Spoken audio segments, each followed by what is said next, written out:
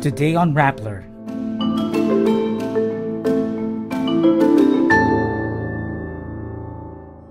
An unknown country agrees to take former President Rodrigo Duterte if his interim release is granted. Experts say it is unconstitutional for the Senate to remand Sara Duterte's impeachment case to the House. More than 200 people are killed as an Air India plane to London crashes after takeoff.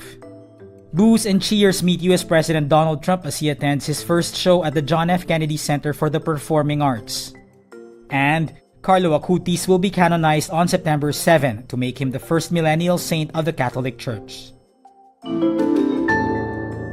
An unknown country has agreed to host former President Rodrigo Duterte if he's granted interim release while his crimes against humanity case is pending with the International Criminal Court.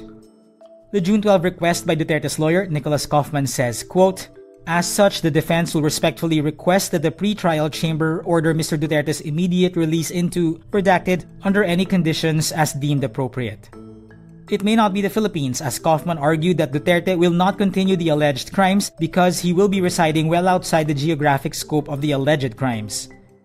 ICC Assistant to Counsel Cristina Conti says the receiving country is important as it must guarantee that Duterte will appear before the court should he be allowed interim release.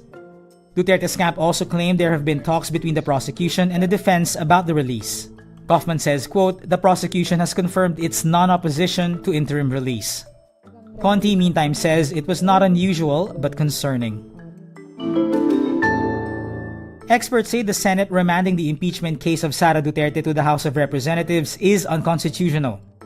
Constitutional law expert and University of the Philippines College of Law Professor Dante Gatmaitan says the remanding of the case had no legal basis. He adds it is only the Supreme Court that can determine the constitutionality of the acts of the House of Representatives. UP Law faculty member and constitutional law professor Paulo Tamase, meantime, says the Senate's role in the impeachment trial proceedings was to try and decide, and remanding violates constitutional structure. He says the upper chamber was not supposed to supervise or order the House on what to do in the impeachment case. The House and Senate are constitutionally equal, even if they have different roles in impeachment. More than 200 people were killed when an Air India plane bound for London with 242 passengers crashed shortly after taking off from Ahmedabad on Thursday, June 12. Authorities say this is the world's worst aviation disaster in a decade. The plane came down in a residential area, hitting a medical college hostel near the airport. Police say at least one person is known to have survived. City Police Chief G.S. Malik told Reuters that 204 bodies were recovered from the crash site, including passengers and people killed on the ground. The plane was a Boeing 787-8 Dreamliner, one of the most modern passenger planes. This was the first crash involving a Dreamliner, which started flying in 2011. The U.S. National Transportation Safety Board will lead a group of U.S. investigators going to India to help with the investigation. Boos and cheers met U.S. President Donald Trump when he attended his first production at the John F. Kennedy Center for the Performing Arts. It's the institution he subjected to a conservative takeover earlier this year. The mixed reaction as Trump and First Lady Melania entered for a performance of Les Miserables on Wednesday, June 11, showed the heightened emotions unleashed by his overhaul of the cultural center.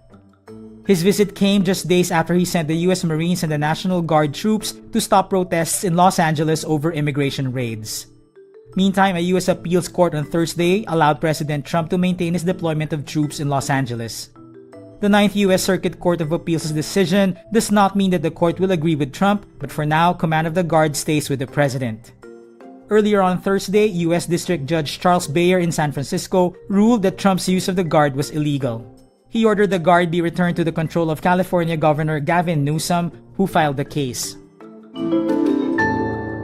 Carlo Acutis, the first Catholic saint of the millennial generation, is set to be canonized on September 7. Pope Leo XIV announces this Friday, June 13, during a meeting with cardinals to discuss sainthood causes. Acutis is a British-born Italian boy who died from leukemia in 2006 at the age of 15. He learned several computer coding languages and developed websites for his parish and the wider church. He was originally set to be made a saint on April 27, but the event was suspended after the death of Pope Francis. And that's today's wrap. I'm JC Gotinga. Thank you for watching. Click the link below for the full story. Follow us on Rappler's YouTube, Facebook, X, Instagram, and TikTok.